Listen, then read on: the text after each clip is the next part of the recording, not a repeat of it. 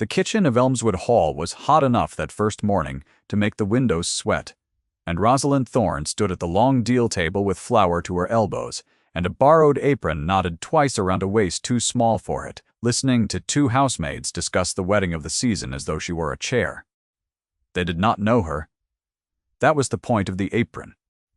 In the year since her father's death had swept the last of the Thorne fortune into the hands of men with ledgers, Rosalind had learned that a plain calico apron and a smudge of flour on the cheek made a gentlewoman disappear more completely than any veil.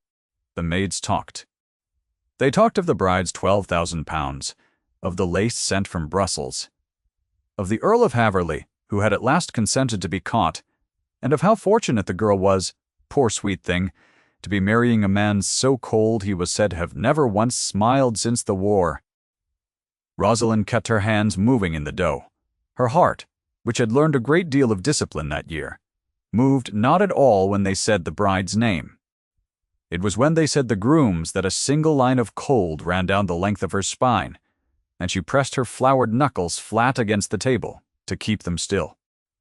You may already suspect what she was doing there.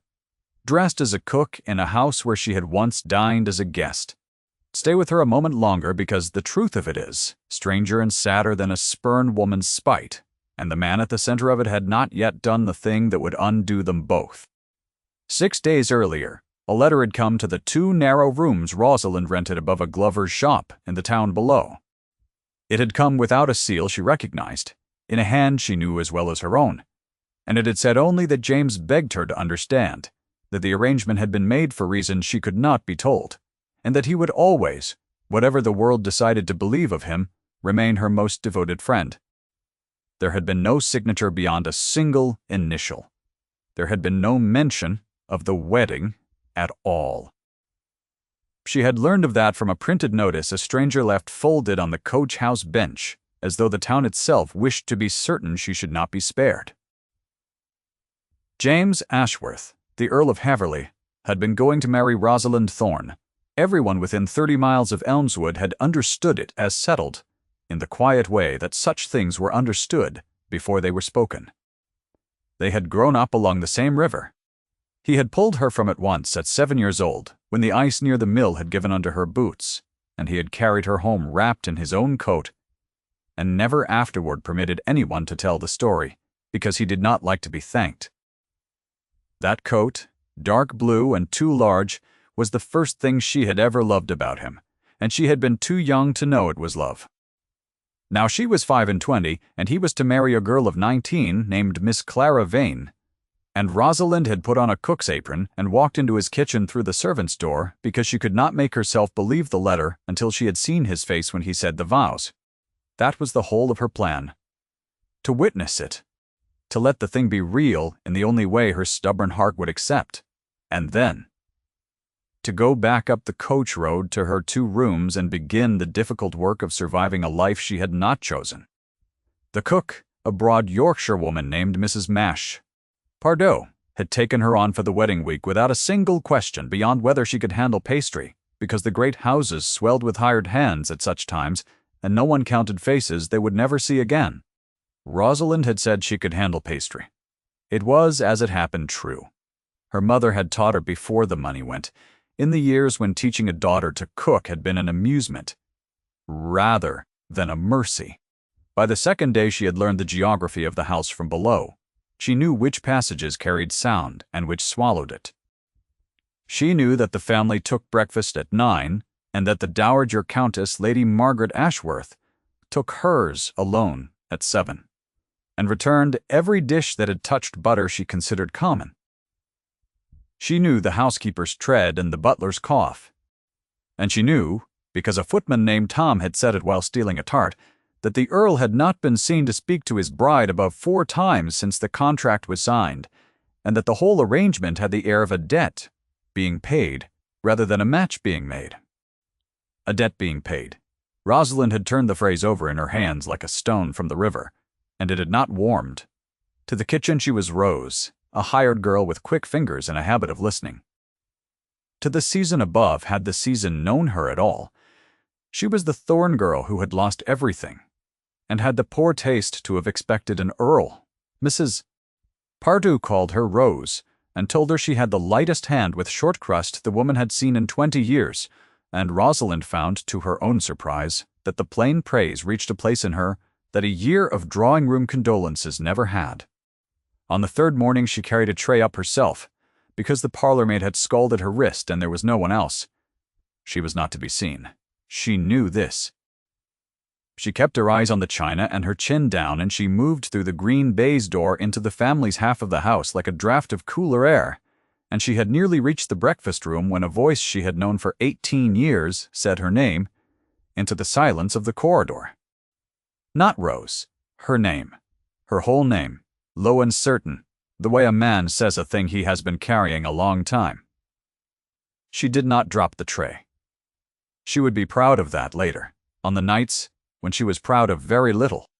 She turned, and James Ashworth stood at the foot of the great staircase in his shirt-sleeves, with his cravat undone, and every ounce of the coldness the maids had gossiped about was gone from his face, and what stood in its place was so raw and so unguarded that she understood at once she had made a terrible mistake in coming. He crossed the corridor in 4 strides. He stopped a careful arm's length from her as though she were the ice near the mill, and he did not trust it to hold. His eyes went to the flower on her sleeve, to the coarse apron, to the plain cap that hid her hair, and something in him broke very quietly, without a sound. "What are you doing in that?" he said. It was not the tone of a man discovering a spy. It was the tone of a man who had been struck. Rosalind, who had rehearsed 100 cool answers on the coach road and in the flower and in the dark, found she had none of them. "I wish to see it done," she said. "I did not intend that you should ever know I was here." His jaw moved. She watched him take the words and set them somewhere inside himself, where they would not show. This was the discipline the world called coldness, and she had known him long enough to see it for what it was, which was a man holding a great weight very still so that no one should hear it fall. "You should not have come," he said. And then, lower, as though the second sentence cost more than the first, "Rosalind, you must not be here." Below them, from the direction of the morning-room, came the light, quick voice of the Dowager Countess, asking whether the chocolate was cold again, and James stepped back from Rosalind as though the distance itself were a thing he could put on like a coat. His face closed, the stillness returned, and in the space of a breath, he was once more the man. The maids feared, and Rosalind understood that she had just seen something no one else in that house was permitted to see, and that it changed nothing at all. "Take the tray to the kitchen," he said. "Level now, a command. Tell Mrs. Pardue you are unwell. Go home." She did not go home. She would ask herself, in the years that followed, whether that was courage, or only the same stubbornness that had put her in the apron in the first place. And she never did settle the question. She did not tell Mrs. Pardue she was unwell. She rolled out another sheet of pastry with hands that would not quite stop trembling, and she stayed. You are perhaps wondering, as she wondered, why a man who looked at a woman like that would marry another. If you have guessed there was a wound in him older than the wedding, you have guessed rightly. Keep it in mind. It is coming. The Dowager Countess, Lady Margaret Ashworth, ran Elmswood, the way a general runs a siege, and the marriage of her son was the campaign of her life. She had buried a husband and an elder son within the same hard year, and had watched the second son come home from the war so changed that she no longer knew how to reach him, and she had decided with the terrible clarity of a woman who has lost too much, that what remained of the family would be secured by money and blood, and a bride whose father's shipping fortune could shore up an estate the war had bled nearly dry. That the money came with a girl James did not love was, to Lady Margaret, not a flaw in the plan, but a proof of its seriousness. Love had never yet saved a house. She had loved once, and buried what she loved, and she had drawn from it the lesson that affection was a luxury for families with the funds to indulge it. She had heard, of course, of the Thorne girl. She had heard that her son and the ruined gentlewoman had an understanding, and she had moved against it the moment her husband's death gave her the authority, not out of cruelty, but out of arithmetic. £12,000 could not be argued with. A girl with nothing could offer nothing but herself, and Lady Margaret had long ago stopped believing that a self was worth anything the bank would honor. He had a fancy for a penniless creature once, she said that afternoon to Miss Clara Vane in the yellow drawing-room, arranging the girl's future with the same hands that arranged the roses. It came to nothing, as such things do. You need not trouble yourself over it. She was a governess sort of person, quite forgettable, Clara Vane, who was 19, and frightened and kinder than her circumstances required her to be, said nothing.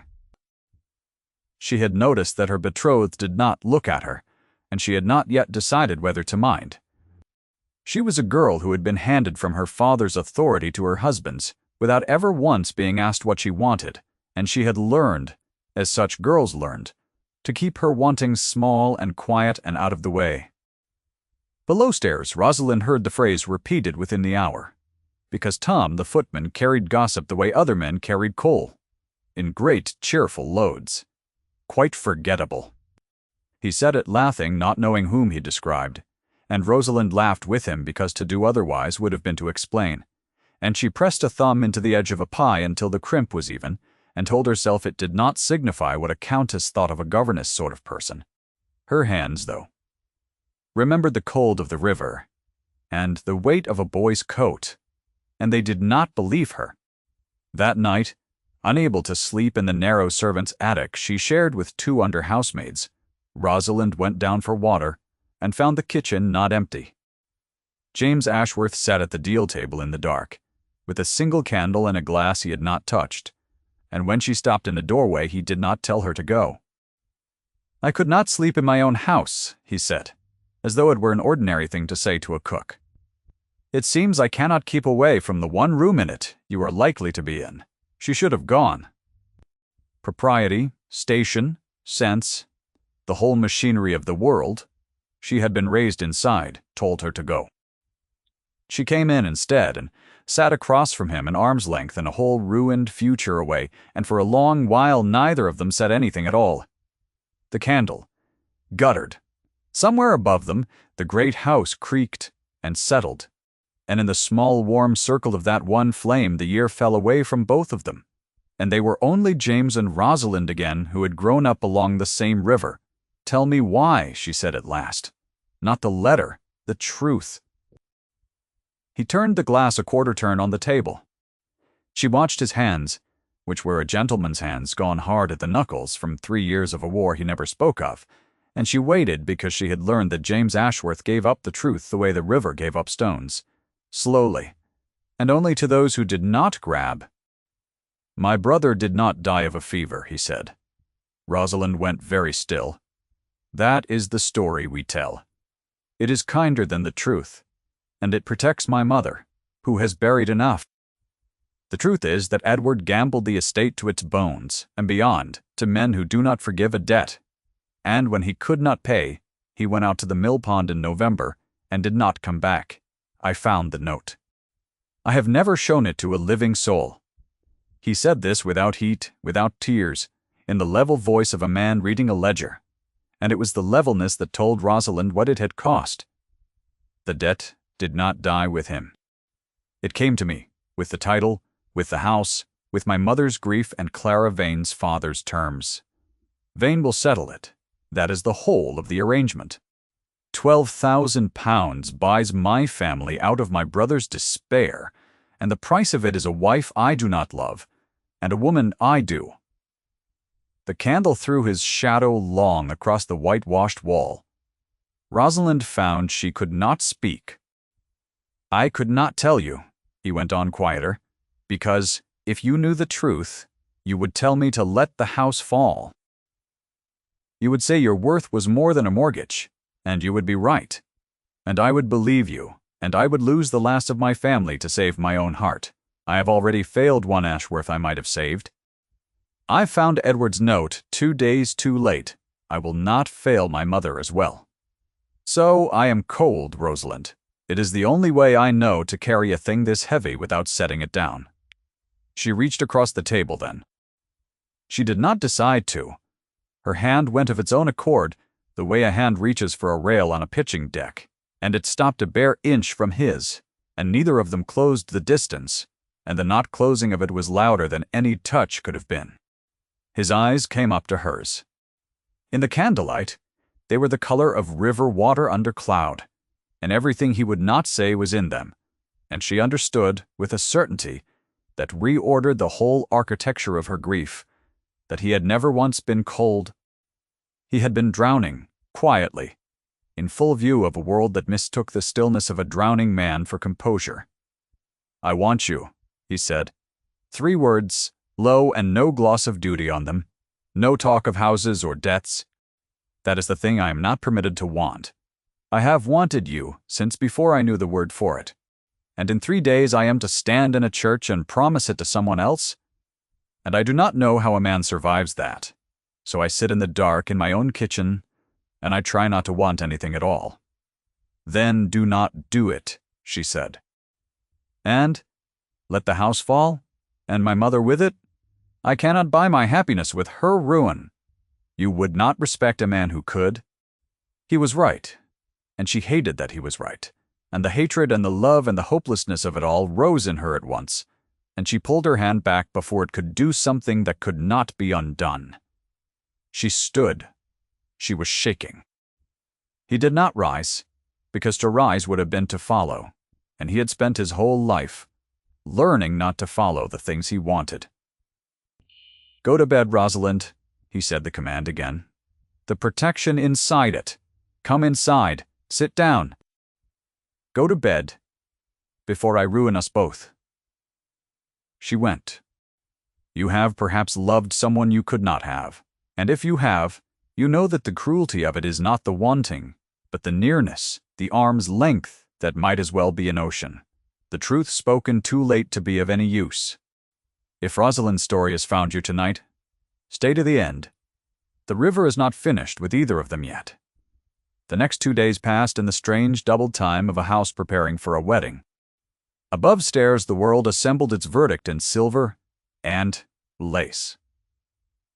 Then, below stairs, Rosalind rolled pastry and boned fowl and did not sleep, and twice more she met James in the dark kitchen, and twice more they sat an arm's length apart and did not touch. On the first of those nights he brought a book. He did not read it. He set it on the table between them, a battered volume of poems whose spine she recognized from the schoolroom of their shared childhood, and he turned it so the worn gilt of the title caught the candle. And he said that he had carried it with him through 3 years of a war, and had never once opened it, because to open it was to be 7 years old again by the river, and he had not been able to afford that. Rosalind put her fingers to the cover and did not lift it. She understood that he had brought it to her the way a man brings the one true thing he owns, to the one person who will know its worth, and that this was the nearest he could come to speech. "You kept it," she said. "I kept everything," he answered low. "That is the trouble with me. I keep everything and I say none of it, and then I wonder why the world calls me cold." The candle burned down between them. Neither reached across the table, though the reaching was there in the room with them, a third presence at the deal boards, patient and unspent. When she rose to go, he stood as well, and for a moment they faced each other across the little warmth, and the arm's length held, and it held only because they both willed it to. And the willing was harder that night than it had been the night before. Each not touching, or a little further through the wall each of them had built, until, by the second night, the wall was very thin, and they both knew it, and neither dared say so. On that second night, he did not speak at all. He sat with his hands flat on the table, palms down as though holding the wood in place, and she sat across from him and matched his stillness, and the candle made 2 shadows on the whitewash that leaned toward one another and did not meet. When at last she went up the narrow attic stair, she carried the shape of his hands with her into the dark, and she lay awake tracing the inch of air she had not crossed, and she thought that a person could die of an inch, if the inch went on long enough. On the day before the wedding, the Dowager Countess came below stairs. She did not often descend. She came that morning to inspect the wedding breakfast, and she moved through the kitchen with a fan held at a height that made every servant feel the wrongness of their own hands. and she stopped at Rosalind's table, where a swan of spun sugar rose half-finished from a bed of glazed fruit. "You," she said. "Who trained you?" Rosalind kept her eyes down. "My mother, my lady. Your mother had a better hand than most who call themselves confectioners in London." The Dowager Countess studied the sugar swan, and then she studied the girl who had made it, and for a moment something flickered behind her eyes that was almost recognition, some half-caught familiarity of bearing that did not belong to a kitchen. Rosalind felt it and dropped into a deeper curtsy to break the line of the woman's gaze, and the moment passed, and Lady Margaret moved on, saying over her shoulder to the housekeeper that the girl was wasted below stairs and ought to be sent to a house that would train her properly, as one might remark that a good horse was wasted pulling a cart. Quite forgettable, she had said of a woman she had never troubled to look at, and now, having still not looked, she had come within a breath of remembering, and had turned away. It was Clara Vane who undid it. The bride came below stairs that same afternoon, which no bride ever did, because she was frightened and could not bear the drawing-room, and thought, in her 19-year-old way, that the kitchen might be warmer. She came in her plain morning gown with her hair coming down, and she stood in the doorway looking lost, and Mrs. Pardew, flustered by the honor, sent Rose to bring the young lady a cup of chocolate and a chair by the fire. So Rosalind brought the chocolate to the girl her betrothed did not love, and knelt to set the cup in her hands, and Clara Vane looked into the face of the cook and said, in a small, clear voice, "You are not a cook at all, are you? I have seen you somewhere, at the Fairleys 2 winters ago. You danced with Lord Haverley. You wore green. The kitchen went quiet, the way a wood goes quiet before weather." Rosalind knelt there with the empty tray, and she did not lie, because the girl's face held no cruelty in it, only a dawning and terrible understanding, and to lie to that face felt like the one betrayal she could not add to the pile. "Yes," she said, "I wore green." Clara Vane set down the chocolate untasted. She looked at the flower and the apron and the plain cap, and she looked toward the ceiling, toward the yellow drawing-room where her wedding was being assembled without her, and the whole shape of the thing arranged itself in her young mind at once, the way a landscape arranges itself when the fog lifts. And she understood that she had been sold a house with a ghost, already living in it. She did not weep. Rosalind would remember that. The girl was made of finer material than the world had bothered to notice. For a moment Clara Vane looked into the fire, and the flames moved in her wide young eyes, and Rosalind saw her arrive at some private reckoning by a road no one else could follow. When she spoke again, her voice was steadier than a bride's had any right to be on the eve of a wedding she had just discovered was a burial. "They told me I was fortunate," Clara said. "My father told me. My aunt told me. The modiste who made my gown told me as she pinned the lace that half of England would give their eyes to stand where I stood. And I could not understand why I felt as though I were being handed down a well." She turned the untasted cup a slow quarter turn in its saucer, and Rosalind recognized the gesture with a small pain, for she had watched James do the very same thing to a glass in the dark of this room, the trick of a person managing a thing too large to hold. "He does not look at me," Clara said quietly. "I thought it was my fault. I thought I was too dull for him. I have been trying for a month to be less dull, so that he might look, and all the while there was a woman in his kitchen he could not stop looking for." She said it without accusation. She said it the way a person names weather. "You are not the reason he is unhappy. You are the reason he is alive.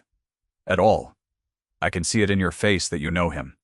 No one has ever looked at me as though they knew me. I begin to think I should like to be looked at that way. One day by someone, and I do not think it will be here." She stood, smoothing her gown with hands that had learned to keep their wanting small, and she set the cup carefully on the mantel where it would not be knocked, a small housekeeping courtesy that broke Rosalind's heart, a little for its ordinariness. "Thank you for the chocolate," she said, and she went back up the stairs, her step light and even and entirely without hurry, and Rosalind knelt on the flags of the kitchen floor with the empty tray, and understood that everything was about to change, and that she had not the smallest idea into what Clara Vane did with her understanding no one below stairs, could see. Tom the footman that evening reported that the young lady had asked to speak with the Dowager Countess alone, and that voices had been raised behind the yellow drawing-room door, the young one steady and the old one sharp, and that Miss Vane had come out with her chin up and her eyes dry and had asked for a candle to write a letter. Rosalind did not sleep at all that night. She did not go down to the kitchen. She lay in the dark attic and listened to the house and waited for the morning that would marry James Ashworth to someone else, and she did not know that in a room 3 floors below a 19-year-old girl was quietly refusing to be the instrument of another woman's ruin. The morning of the wedding came gray and still, with a frost on the glass and a hush over Elmswood that the servants mistook for reverence, and that was in fact the held breath of a house about to change its mind. Rosalind dressed in her calico and tied the borrowed apron twice around her waist, and went down to the kitchen because she had come to witness the thing done, and she was too stubborn or too broken to leave before it was. Hess. The wedding breakfast stood ready in its ranks of silver. The sugar swan gleamed. Mrs. Pardue wept a little, as cooks do at weddings, and did not notice that her best pastry girl wept too, for reasons the wedding could not explain. And then, the bell that should have summoned the household to the carriages did not ring. Instead, there came down the green baize passage the unheard-of sound of the Dowager Countess's own tread descending to the kitchen for the second time in 2 days, and this time she did not carry her fan. She stood in the doorway of the hot, bright kitchen in her gray silk, with a letter in her hand, and she looked past Mrs. Pardue and past the swan and past the ranks of silver directly at the pastry girl with flour on her sleeve, and this time she did not turn away. "Take off that apron," said Lady Margaret Ashworth, "and come upstairs. My son's bride has released him, and I find I have been a very great fool, and I have not the years left to waste being one a moment longer." The kitchen did not breathe. Rosalind stood with her hands in the flour, and could not make the words mean anything. Mid. "Miss Vane has gone home to her father this morning," the Dowager Countess said, and her voice, which had cut so cleanly the day before, was not quite steady now. "She wrote to tell me she would not stand between a man and the woman he loved, that she had rather be thought jilted than be a party to a cruelty, and that she thought better of herself than her price. A girl of 19 taught me that." She looked at the letter in her hand and then at Rosalind, and something in the old face gave way. Not dramatically, but the way frost gives way to a low sun, from the edges inward.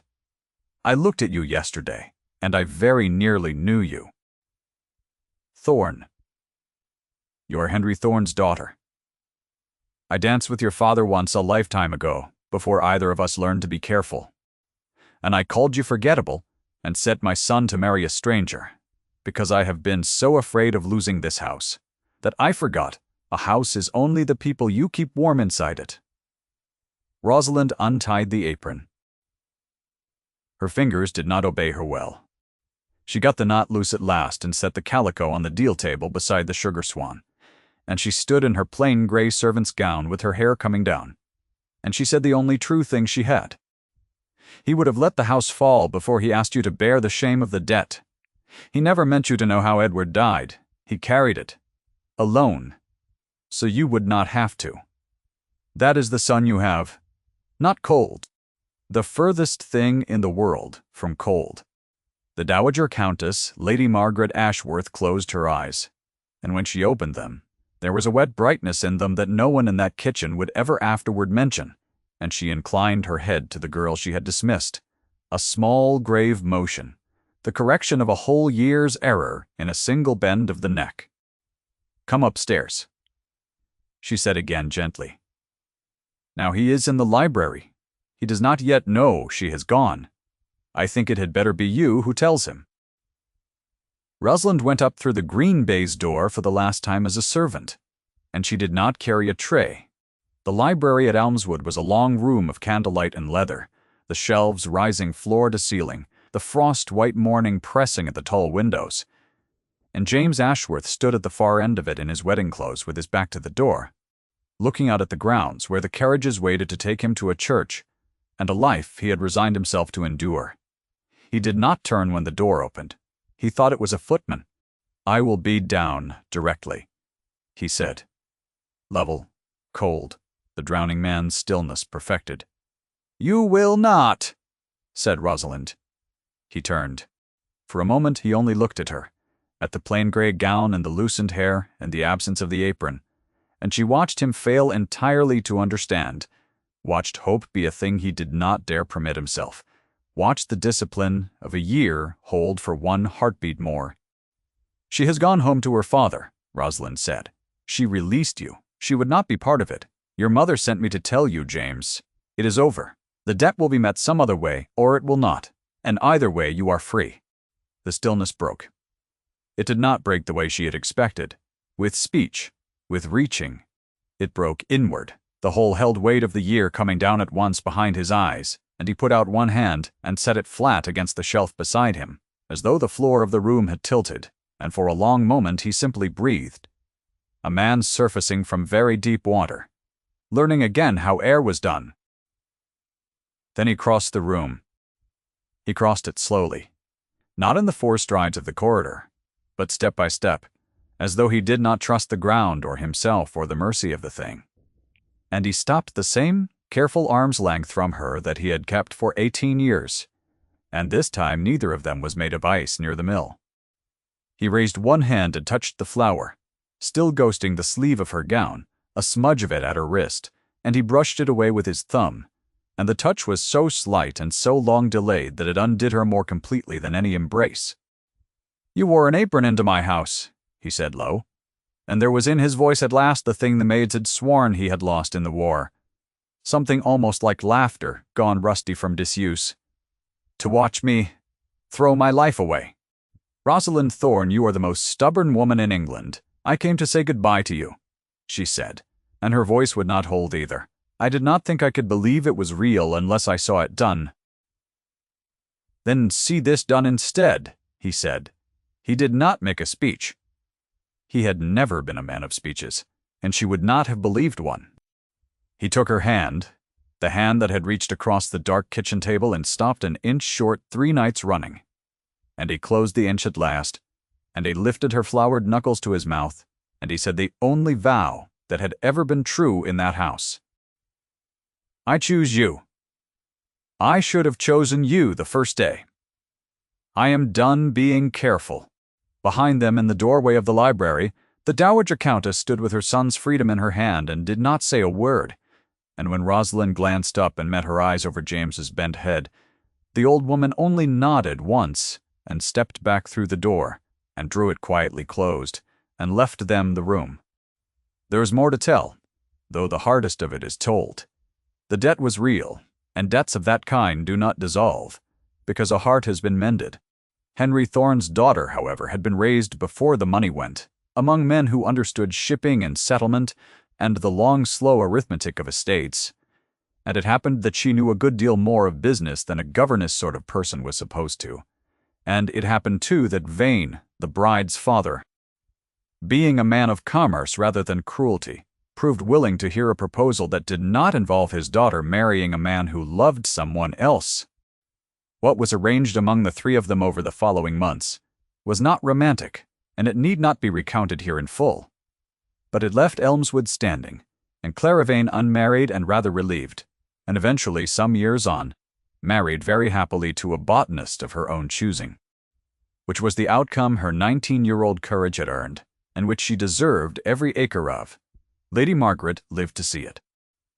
She lived, in fact, to become something of a tyrant on the subject of her daughter-in-law's confections, insisting that the sugar swan be made every Christmas by Rosalind's own hand and no one else's, and she never again in her life used the word forgettable about anyone, having learned at some cost what it concealed.